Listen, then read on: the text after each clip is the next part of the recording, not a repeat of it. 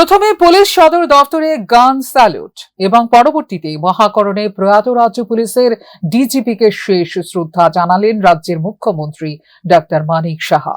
সঙ্গে ছিলেন অন্যান্য মন্ত্রীরাও।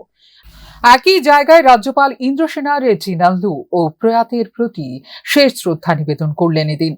ডিজিপির এইভাবে মৃত্যুটাকে কোনোভাবেই মেনে নিতে পারছেন না কেউই। তার এই মৃত্যু অপূরণীয়।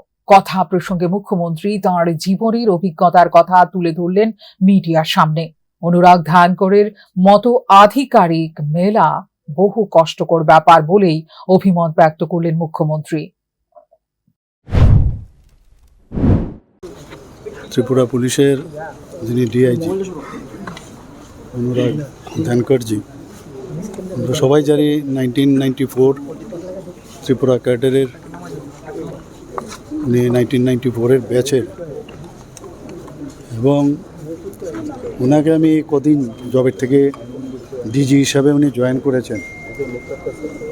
মানে ওনার উপর আমার পুরো ভরসা ছিল।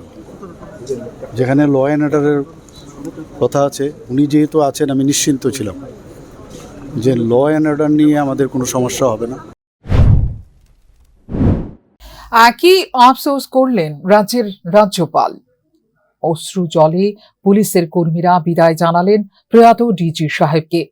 এমন নজির ভারতে হয়তো নেই, যেখানে একটা রাজ্যের পুলিশ প্রধান খোদ তাঁর দফতরে আত্মহত্যা করেছেন।